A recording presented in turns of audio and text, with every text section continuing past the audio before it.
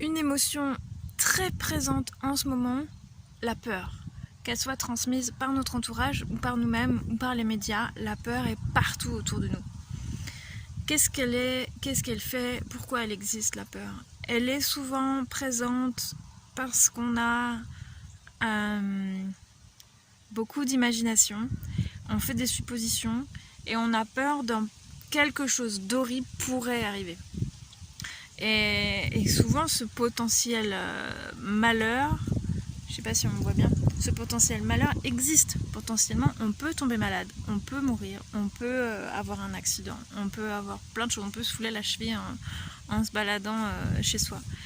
Et tous ces potentiels malheurs existent. Est-ce qu'on doit se focaliser dessus, se morfondre et s'empêcher de bouger et de vivre? Moi, je suis pas sûre. Je pense que l'émotion de peur, elle est là pour me dire tu as besoin d'être rassuré et d'avoir des solutions à toutes ces petites choses désagréables, enfin petites non, mais à toutes ces choses horribles et désagréables qui peuvent arriver. Par exemple, si j'ai peur de tomber à vélo, je vais mettre des roulettes. Si j'ai peur de me balader toute seule dans le noir dans un quartier où il ne faut pas se balader, ben je vais pas le faire. Si j'ai peur de quelque chose, je vais trouver des solutions pour pas le faire, ou j'évite la situation et c'est souvent un besoin de sécurité physique, un besoin de sécurité morale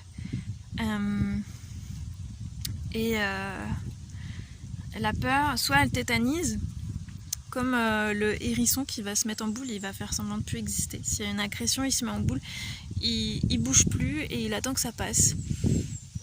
Bon, nous, si on fait cette technique-là et qu'on se bouge ou qu'on se confine clairement dans l'appart et qu'on ne bouge plus, on n'a pas d'épines, on n'a pas de pic et l'agression, tout ce qui se passe va quand même passer au-dessus de nous. Il y a une deuxième technique, ça s'appelle la fuite.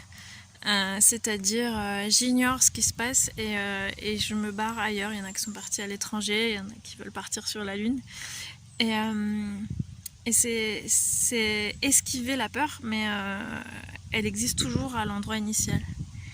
Il y a une troisième solution, c'est l'observer, être face à sa peur. Moi je le fais les yeux fermés.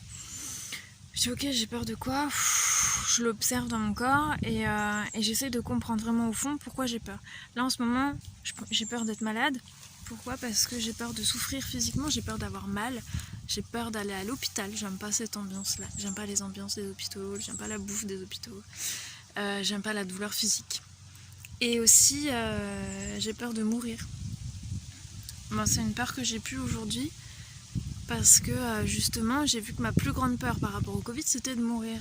Et quand j'observe ça, pourquoi j'ai peur de mourir? Parce que je me dis, attends, mais j'ai pas fait tout ce que je voulais vivre dans ma vie, j'ai pas réalisé mes rêves, j'ai pas fait tout ce que je voulais. Et donc, depuis ce moment-là, je fais tout ce que je peux pour réaliser mes rêves et réaliser ma vie que je veux avoir aujourd'hui.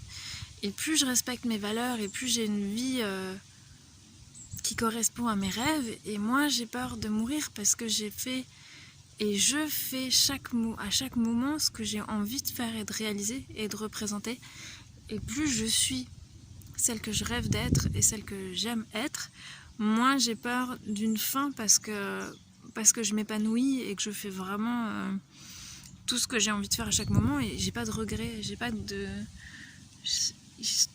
À un moment je me dis je vais pas mourir parce que j'ai pas dit à un tel ça aussi ou ça, et du coup maintenant dès que j'ai envie de dire quelque chose à quelqu'un, de l'exprimer, que ce soit de la colère, de l'amour ou quoi que ce soit, je lui dis, et si j'ose pas lui dire en vrai, je lui envoie un message et à chaque moment, si j'ai une pulsion, une envie, avant que mon mental me dit attends mais t'es folle, tu vas pas dire ça, tu vas pas faire ci, je dis je m'en fous, j'ai envie, j'ai une pulsion, je la fais parce que je veux pas vivre avec des regrets et de cette façon je peux mourir demain et c'est ok. Tout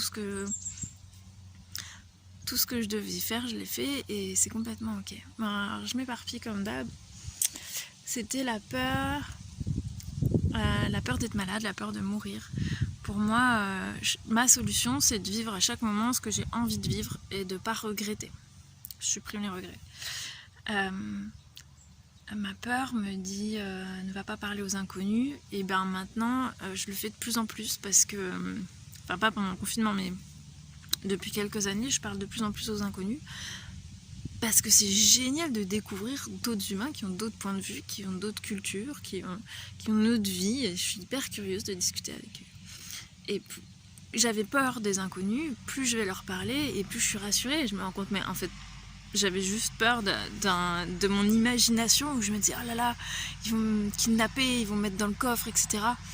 Et quand j'ai fait du stop et que je me dis ben en fait non, je suis tombée sur des familles trop cool, des gens seuls ou pas qui voyagent et qui voyagent avec moi et qui sont fantastiques. Donc j'avais une imagination, je suis allée physiquement vérifier si mon imagination était vraie ou pas, et en fait non.